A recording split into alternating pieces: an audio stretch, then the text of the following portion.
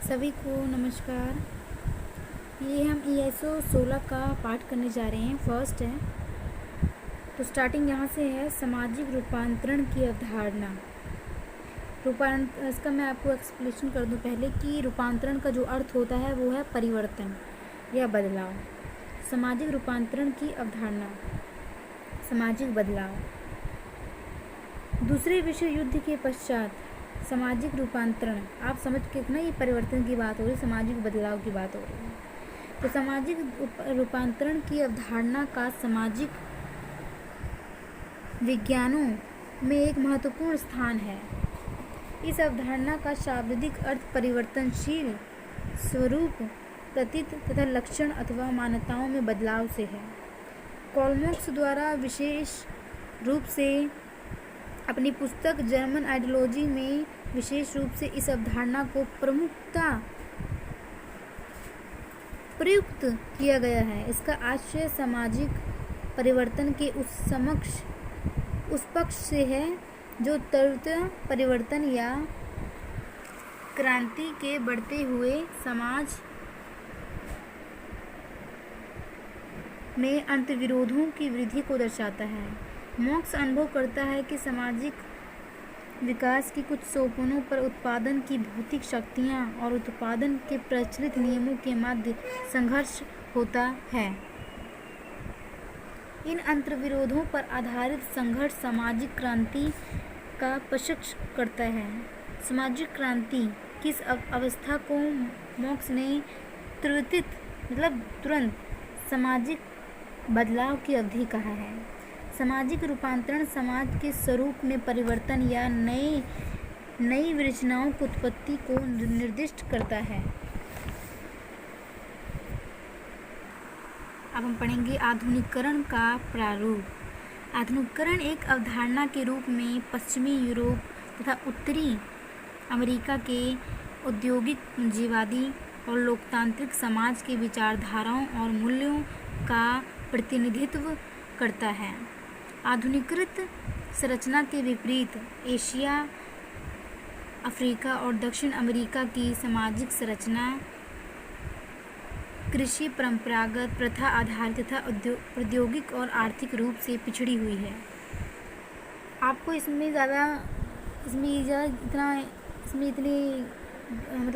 इतना पार्ट इतना ज़रूरी नहीं है, पर आगे जो पार्ट आएंगे वो आपको शायद अच्छे से समझ में भी आए, क्योंकि इसमें थोड़ी कठिन है। पता नहीं आपको समझ में आए कि ना आए, लेकिन मैं आपको पढ़ देती हूँ। लेकिन आगे आपका इसमें अच्छे से एक एक पार्ट इसमें बताया हुआ है अच्छे से। तो आधुनिकीकृत संरचना के विपरीत एशिया, अफ्रीका और दक्षिण अमेरिका की सामाजिक संरचना कृषि, परंपरागत, प्रथा आधारित और औद्योगिक और आर्थिक रूप से पिछड़ी हुई है। आधुनिकीकरण साक्षरता, राजनीतिक सहभागिता, आधुनिकीकरण की बात की जा रही है। उसके बाद है राजनीतिक सहभागिता, नगरीकरण, व्यवसाय गतिशीलता, व्यवसाय में गतिशीलता होना, आगे धीरे धीरे प्रगति होना, समानुभूति का घोतक है। आधुनिकीकरण की दूसरी विशेषता मुक्त बाजार, औद्योगिकरण, लोकतांत्रिक और राज्य और आधुनिक शिक्षा है।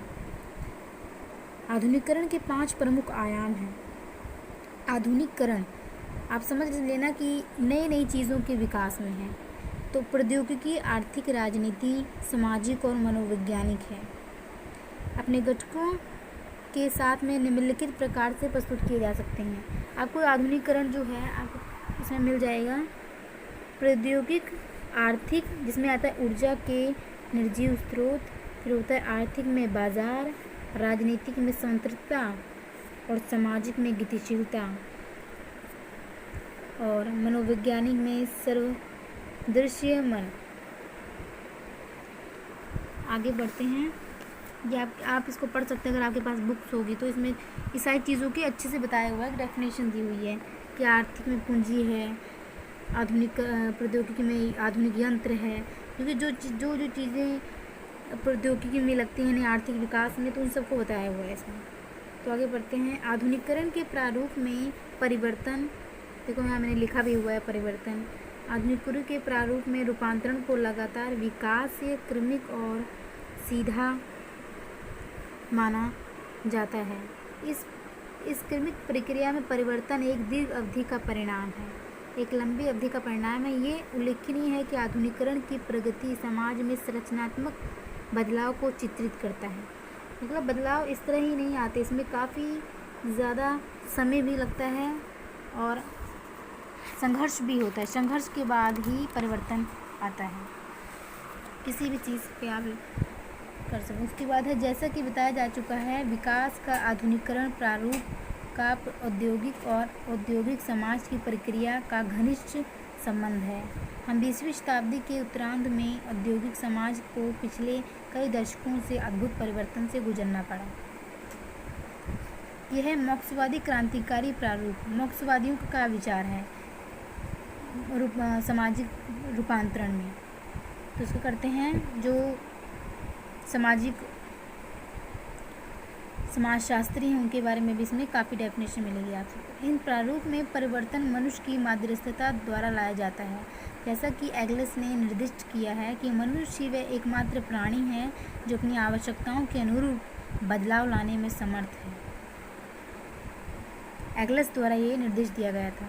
उसके बाद है, फ्रांस तथा अमेरिका की क्रांति से पृथक इस शताब्दी में सोवियत संघ तथा चीन में क्रांतिकारी सामाजिक बदलाव का प्रभावशाली परीक्षण किया गया। इस प्रारूप के प्रतिपादकों के अनुसार औद्योगिक पूंजीवादी प्रणाली मनुष्य द्वारा मनुष्य के शोषण से आक्रांत हुई है। इसने अपूर्व सामाजिक विषमताओं को उत्पन्न किया। औद्योगिकरण भारी प्रौद्योगिकी उपयोग तथा व्यापक पैमाने पर उत्पादन के होते हुए भी आधुनिकीकरण के पूंजीवादी प्रारूप में मनुष्य ने अपनी गरिमा खो दी है। क्रांतिकारी बदलाव ही विषमता, शोषण, बेकारी और अमानवीकरण का उन्मूलन करता है, मतलब खत्म करता है। मार्क्सवादी लेनिनवादी, वैसे इसका अगर आप पढ़ना चाहें तो अगर आपके पास बुक होगी तो आप इसको पढ़ लेना, लेकिन इसमें ज़्यादा इंपॉर्टेंट मुझे नहीं लगता कि इसमें ज़्यादा इंपॉर्टेंट है, क्योंकि इसमें उन सब के बारे में बताया कि वो क्या सोचते हैं। लेकिन मैं इसको पढ़ देती हूँ ताकि समझ में आए आप सबको। मार्क्सवादी लेनिनवादी क्रांतिकारी बदलाव की अवधारणा का अंतिम लक्ष्य समानता पर आधारित वर्ग रहित तथा राज्यविहीन समाज का निर्माण करना है। क्रांति के संक्रमण की अवस्था में क्रांतिकारी रूपांतरण पर आधारित समाज की निम्नलिखित विशेषताएं की विशेष रूप से चर्चा की जा सकती है। रूपांतरण के क्रांतिकारी प्रारूप पर आधारित समाज। संक्रमणकारी अवस्था, उत्पादन के साधनों का सामूहिक स्वामित्व, सर्वहारा वक्त के अधिनायकवाद पर आधारित शक्ति संरचना। इसमें ये आपको काफ़ी दल बताए हैं, इसको छोड़िए, आगे हम पढ़ते हैं जो मेन इम्पोर्टेंट है। इन प्रारूपों का समालोचनात्मक मूल्यांकन।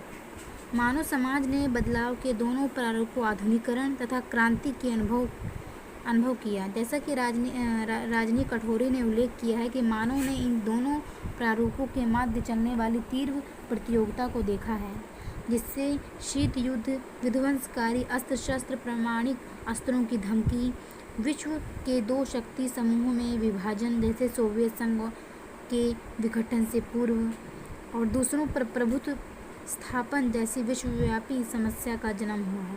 दूसरों पर अपना अधिकार जमाना, ये सब कहीं ना कहीं क्रांति को जन्म देता है, जिसके बाद परिवर्तन की अवस्था आती है, जिसमें परिवर्तन होता है।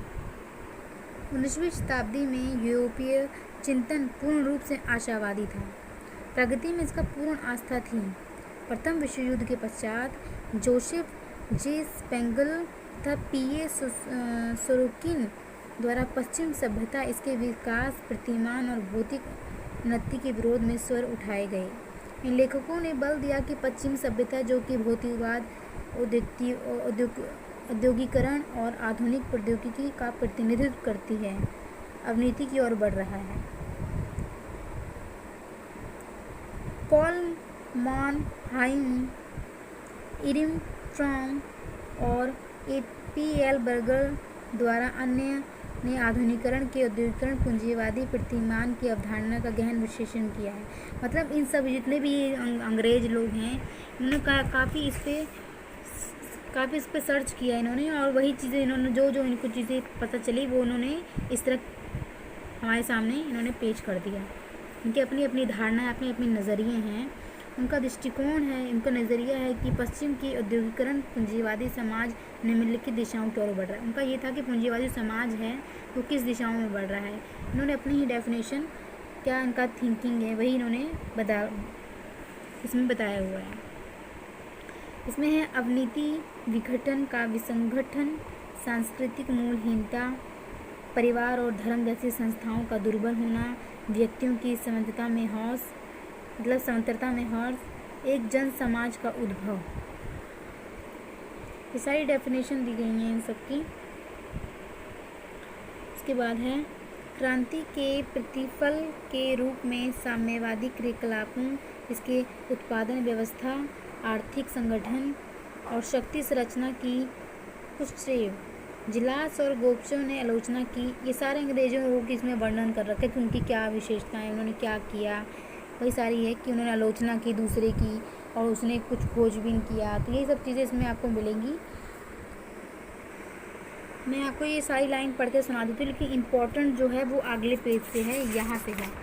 जब है रूपांतरण और सामाजिक समस्याएं, इसको थोड़ा सा इसको पढ़ लेते हैं ताकि अगर आप समझ में आ जाए तो अच्छी हो।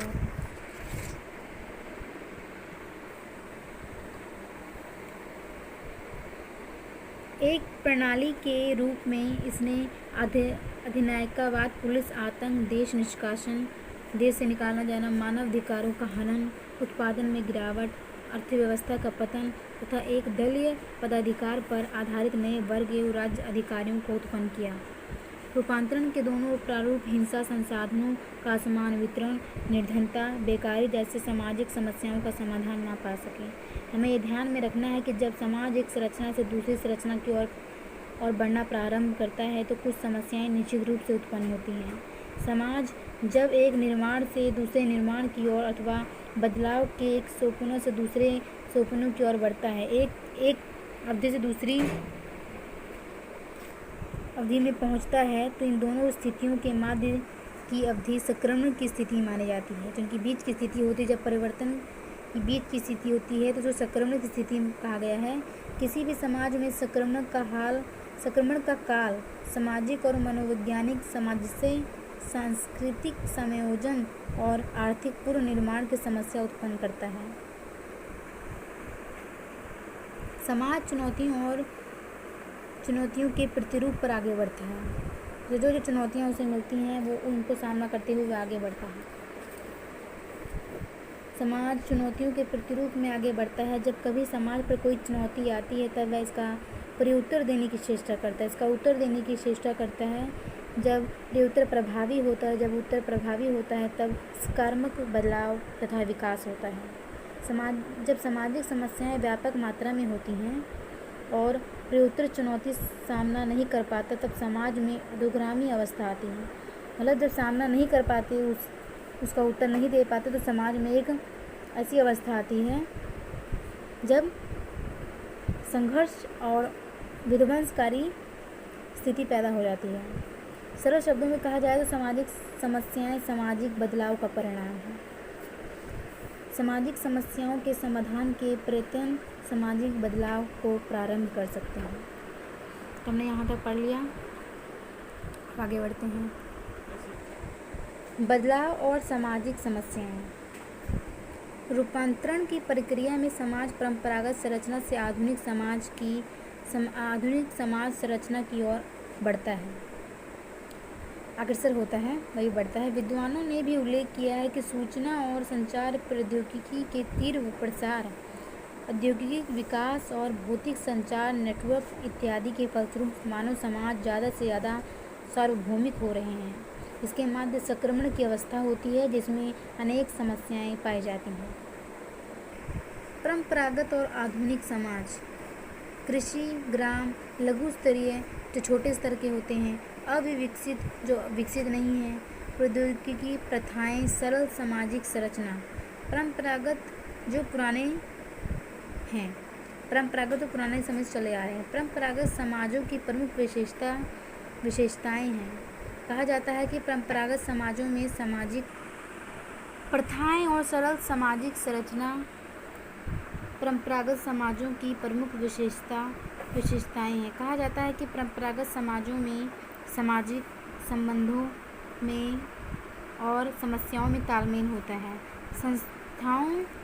संस्थाओं स्वीकृति, प्रतिमानों तथा व्यवहार के प्रतिरूपों के माध्य अनुरूपता पाई जाती है। सामाजिक नियंत्रण की क्रियाविधि प्रथाओं, जनशक्ति और लोकाचारों द्वारा कार्य करती हैं। तो सामाजिक नियंत्रण की गतिविधि होती है। समाज में नियंत्रण जो कर सकता है उनकी जनशक्तियों के बारे में इसमें बताया गया है। परंपरागत समाजों में प्रत्याशाएं और उपलब्धियां घनिष्ठ संबंधों की ओर उन्मुख होती हैं। तो परंपरागत समाजों में जो प्रत्याशाएं हैं और उपलब्धियां हैं वो एक घनिष्ठ संबंध की ओर उन्मुख होती हैं, बढ़ती हैं। आधुनिक समाज की मुख्य विशेषताएं उद्योग, नगर, भारी प्रौद्योगिकी, विधि का शासन, लोकतंत्र और जटिल सामाजिक संरचनाएं हैं। ये आधुनिक समाज की मुख्य विशेषताएं हैं। उसके बाद है परंपरागत समाज से आधुनिक समाज की ओर बदलाव के फलस्वरूप नए सामाजिक संबंधों और नई सामाजिक भूमिका की शुरुआत नए लक्ष्यों की प्राप्ति के लिए निर्धारित नए लक्ष्यों के पूर्ववर्ती व्यवहार को अप्रभावी बना देती है। इसकी तनावों और कुंठाओं में परिवर्तन होते हैं। परिवर्तन का सामना करने के लिए व्यवहार के नए प्रतिरूप उत्पन्न होते हैं। पुरानी स्थापित व्यवस्था बदलती है और वहाँ भांति होती है। हाँ, परिवर्तन, पुरानी व्यवस्थाएं पहले से परिवर्तन होता है। बहुत सी सांस्कृतिक मदों में परिवर्तन, बहुत सी चीज़ों में परिवर्तन होता है। उदाहरण के लिए प्रौद्योगिकी स्वीकृति का आशय जीवन में वैज्ञानिक अभिवृद्धि, कार्य के स्थान पर समय पालन, सामाजिक संगठनों के नए स्वरूप, ट्रेड यूनियन की स्वीकृति से है जो परंपरागत मूल्यों से भिन्न है। बदलाव की अवस्था में लोगों को नई परिस्थितियों में अपने आप को सामंजस्य करने में समय लगता है। जब कोई नई परिस्थिति होती है तो लोगों को अपने आप को उसमें बिठाना समय लगता है इसमें, जिसमें पुरानी परिस्थितियों को पूरी तरह से छोड़ा नहीं जाता और नई परिस्थितियों को पूर्ण रूप से स्वीकारा नहीं जाता। बदलाव के पूर्व और पश्चात, बदलाव के पहले और बाद की बात की गई है। जब कभी भी क्रमिक अथवा क्रांतिकारी बदलाव होता है तथा समाज में कुछ निश्चित समस्याएं उत्पन्न होती हैं, समझने के उद्देश्य से हम समाज के दो सोपनों मतलब दो चीज़ों का इसमें वर्णन किया गया है। रूपांतरण की पूर्व, बदलाव से पहले, बदलाव के बाद। पूर्व बदलाव की अवस्था में लोग अपनी जीवन शैली, सामाजिक संबंधों, प्रतिमानों, मूल्यों, उत्पादक व्यवस्था और उपभोग के तरीकों को विकसित कर लेते हैं। बदलाव के जरिए लोगों में आशा की जाती है कि वह नई आवश्यकताओं से स्वयं का समायोजित होंगे। संक्रमणकालीन स्थिति में लोग पुरानी आदतों को बदलने में कठिनाई का अनुभव करते हैं। कई लोग होते हैं जो पुरानी चीज़ों को ज़्यादा पसंद करते हैं, एक्सेप्ट नहीं करते नई चीज़ों, परिवर्तन को। ये इसमें बात की गई है। इसके बाद है, इस बात की व्याख्या भारतीय समाज के उदाहरण से की जा सकती है। भारत ने अपनी स्वतंत्रता संघर्ष के रास्ते से कभी क्रांतिकारी तरीकों द्वारा, उदाहरण के लिए सन 1857 व 1942 का विद्रोह तथा व्यापक रूप से उपनिवेशवाद के विरुद्ध शांतिपूर्ण किंतु दृढ़ प्रतिरोध द्वारा प्राप्त किया है। शांतिपूर्ण तरीके से अंग्रेजों की नींव उखाड़ के यहाँ से भगा दिया गया था। ये बात इसमें की गई है। प्रतिरोध द्वारा प्राप्ति शांतिपूर्ण तरीके से भी, और जितना हो सका उसके बाद अगर विध्वंस की भी बात आएगी कि किस तरह लड़ाई से जब नहीं माने शांतिपूर्ण तरीके से उन्हें किस तरह भगाया गया, इसमें ये बात की गई है। भारत एक प्राचीन सभ्यता होने के नाते कुछ परंपरागत संस्थाओं जैसे जाति, संयुक्त परिवार, अस्पृश्यता से भी युक्त है। ये भारत की बात की गई है क्योंकि भारत में ज़्यादा मात्रा में पाया जाता था। भारतीय समाज परंपरागत सामाजिक संरचना से आधुनिक समाज संरचना की ओर बढ़ रहा है। पहले लोग छुआछूत के भेदभाव कर सती प्रथा थी, सबसे अब परिवर्तन होकर अब आधुनिक समाज संरचना की ओर बढ़ रहा है। वर्षों पुरानी परंपरागत संस्थाओं से अलग हटकर अब कुछ नई संरचनाएं संवैधानिक प्रावधानों जैसे आधुनिक राज्य, संसदीय लोकतंत्र और समाज के नियोजित विकास हेतु बनाए गए संगठनों पर आधारित है। स्वतंत्रता के पश्चात संवैधानिक प्रावधानों द्वारा भारत में सामाजिक रूपांतरण, सामाजिक बदलाव और नियोजित तरीके से प्लानिंग के द्वारा विकास, अस्पष्टता का उन्मूलन खत्म किया गया और नियोजित तरीके तथा समानता पर आधारित समाज की रचना हेतु सम्मिलित प्रयास किए गए। इन प्रयत्नों के होते हुए आज भी भारत के कई भागों में अस्पष्टता किसी न किसी रूप में व्यवहारत है। अभी भी समाज में कहीं न कहीं इसका यूज़ है, अभी भी लोग प्रयोग करते हैं, अभी भेदभाव करते हैं। उसके बाद है श्रृंखलाबद्धता के उदाहरण। सामाजिक बदलाव से कुछ समस्याएं सीधी जुड़ी हैं। आधुनिक समाज में त्वरित आर्थिक विकास और औद्योगिकरण की प्रक्रियाएं अपना स्थान लेने को बाध्य हैं। ये आधुनिकीकरण की सूचक है, लेकिन राज्य ही ये क्षेत्र असंतुलन, प्रदूषण, पारिस्थितिकी अपकर्ष, गंदी बस्तियों से जुड़ी हिंसा, अपराध और दुराचार संबंधित समस्याएं भी उत्पन्न करती हैं। माना जाता है कि लोकतंत्र सभी नागरिकों को समान अवसर प्रदान करता है। ये वैधानिक और राजनीतिक समानता पर विश्वास करता है। ये भी माना जाता है कि इससे मानव की गरिमा में वृद्धि हुई है, लेकिन दुर्भाग्यवश चुनाव ने, जो कि लोकतंत्र का आवश्यक अंग है, भारत में क्षेत्रवाद, सांप्रदायिकता और जातिवाद को बढ़ावा दिया है। संपन्नता और अवकाश आधुनिक समाज के सूचक हैं। साथ ही ये अत्यधिक औद्योगिक समाजों एवं भारतीय समाज के धन्य वर्ग में एकाकीपन, मद्यपान और मादक द्रव्य व्यसन की समस्याएं कर रहे हैं। क्योंकि आपने देखा होगा क्षेत्रवाद या जातिवाद हर जगह फैला हुआ है समाज में, और ये कहीं ना कहीं वोट के समय भी नज़र आता है। आगे पढ़ेंगे इस पर भी। सामाजिक समस्या की अवधारणा, इसको आपको वो डेफिनेशन बताया कि सामाजिक समस्या असल में है क्या है। सभी समाजों में कुछ ऐसी स्थितियां होती हैं जो उन पर प्रतिकूल प्रभाव डालती हैं। सहज बुद्धि से सामाजिक समस्याएं उन स्थितियों को माना जाता है जो समाज में बड़े रूप से फैली होती हैं और उस पर हानिकारक प्रभाव डालती हैं। यद्यपि ये बहुत सरल स्थिति नहीं है। एक समय में जिसे हानिकारक नहीं माना जाता, उसे कुछ समय पश्चात हानिकारक माना जा सकता है। धूम्रपान को बहुत समय तक गंभीर समस्या नहीं माना जाता था। अब स्वास्थ्य आपदाओं के प्रति बढ़ती जागरूकता से यह गंभीर चिंता का विषय बन गया है। ऐसा लगता है कि सामाजिक समस्याओं को समझना आसान है, परंतु जब उनसे समाधान का प्रयत्न किया तो सामाजिक समस्याओं की जटिलताएं प्रकट होती हैं। एक समाज में जिसे सामाजिक समस्या माना जाता है, आवश्यक नहीं है कि उसे दूसरे समाज में उसी प्रकार समस्या माना जाए। ये प्रतिबोधन समाज में प्रतिमानों और मूल्यों पर आधारित होता है। कुछ समाजों में तलाक एक सामाजिक समस्या होती है और दूसरे समाज में वह समस्या नहीं होती। इस प्रकार से मद्यपान का भी ले सकते हैं। एक बड़े और विजातीय समाज में इस संबंध में विभिन्न मत पाए जाते हैं। सभी समाजों में कुछ इस प्रकार के व्यवहार होते हैं जिन्हें विचलनकारी या हानिकारक माना जाता है, जैसे हत्या, बलात्कार, मानसिक रुग्णता। इन स्थितियों में कई मूल्य संघर्ष नहीं होता, बल्कि भिन्न भिन्न समाजों में इन समस्याओं के समाधान के रास्ते अलग अलग हैं। ये जो समाधान के रास्ते हैं वो बिल्कुल अलग अलग हैं। हर एक क्षेत्र की बात की जाए या राज्य के देश की बात की जाए, सामाजिक समस्याओं की अवधारणीकरण में बहुत से मुद्दे सम्मिलित होते हैं जिनका वर्णन निम्नलिखित है। किसी स्वप्न पर कोई विशिष्ट दशा का सामाजिक समस्या मानी जाती है। कैसे, क्या वास्तव में अस्तित्व में है और क्या होना चाहिए के मध्य के अंतराल को निर्दिष्ट किया जाता है। सामाजिक समस्या के निर्धारण की कसौटी क्या है, कि कैसे हम मान सकते हैं कि एक सामाजिक समस्या है, क्या कसौटी है इसकी। और उसके बाद है उपयुक्त प्रश्न निम्नलिखित बिंदुओं की घनिष्ठ रूप से संबंधित है। जनसाधारण का प्रतिबोधन जनसाधारण का प्रतिबोधन सामाजिक आदर्श यथार्थ एक सार्थक संख्या द्वारा मानता है। ये 3 चीज़ें हैं जो कहते हैं कि ये एक सामाजिक समस्या है।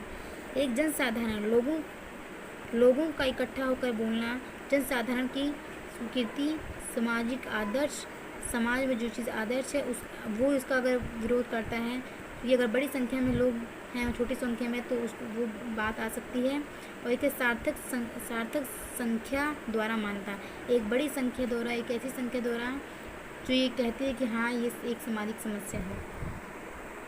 आगे बढ़ते हैं। जनसाधारण का प्रतिबोधन प्राय एक सामाजिक दशा को समाज के हित में नहीं, लंबे अंतराल तक बिना किसी पहचान के अस्तित्व में बनी रह सकती है। ऐसी दशा तभी एक सामाजिक समस्या बनती है जब एक समस्या के रूप में देखी जाती है। निर्धनता बहुत समय से भारतीय समाज के साथ जुड़ी रही है, लेकिन स्वतंत्रता प्राप्ति के पश्चात ही गरीबी हटाओ कार्यक्रम हमारी नियोजन प्रक्रिया का एक महत्वपूर्ण घटक बना। जनसाधारण की प्रतिबोधन इस बात पर निर्भर करती है कि कोई समस्या कैसे दृष्टिगोचर होती है, कैसे सामने आती है। अपराध की पहचान आसानी से होती है और लोग इसकी समस्या के रूप में प्रतिबोधन करते हैं। जैसे कि पूर्व में उल्लेख किया गया है कि बहुत सी समस्याएं अस्तित्व में तो हो सकती हैं, लेकिन उनका प्रतिबोधन नहीं होता, उन पे विचार नहीं होता, उसके लिए आवाज़ नहीं उठाई जाती। और कुछ लोग ऐसे होते हैं जो किसी विशेष परिस्थिति से लोगों को अवगत कराने की चेष्टा करते हैं, और कुछ लोग इस समस्याओं को सामने लाने की कोशिश करते हैं कि ये एक समस्या है। सामाजिक आंदोलन इसी प्रकार प्रारंभ होते हैं। जो सामाजिक आंदोलन है इसी तरह प्रारंभ होते हैं जब एक समस्या बड़ी गंभीर बन जाती है। बहुत से समाजों में महिलाएं अनेक नियोक्ताओं जैसे संपत्ति पर उनका स्वामित्व न होना, उनका अधिकार न होना, विधवा पुनर्विवाह पर रोक, तलाक का निषेध, असमान वेतन से पीड़ित होती हैं। इन परिस्थितियों को कुछ समाजों में न केवल कुछ दशकों पूरे समस्या के रूप में माना।